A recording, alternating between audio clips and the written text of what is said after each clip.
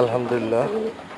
তারা দেশি কবুতর এবং কি গোল্লা কবুতর পালতে চান একসাথে অনেকগুলা, যেসব নতুন ভাইরা পালতে চান তাদের জন্য শুভকামনা। কবুতর এমন একটা জিনিস, এটা কখনো লস আসবে না যদি পালতে পারে।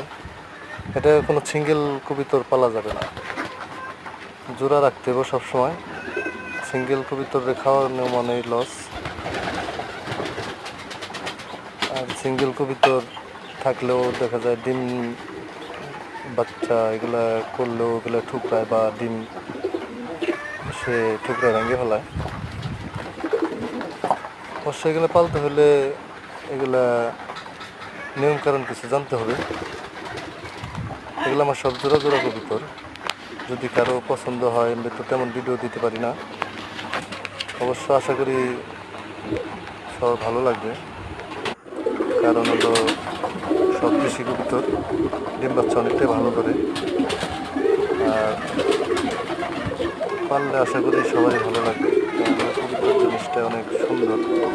একসাথে অনেক কবুতর থাকলে আদার খাওয়াইলে ভালো লাগে, নিজের শান্তি আর বড় শান্তি। আপনারা সবাই পালতে পারেন, যারা পালার জন্য ইচ্ছা আছে তাদের জন্য বলছি।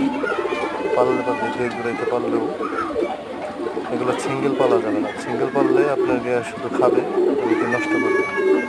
এর জন্য সব জোড়া জোড়া পালতে হবে। যে কয় জোড়ায় পালবেন জোড়া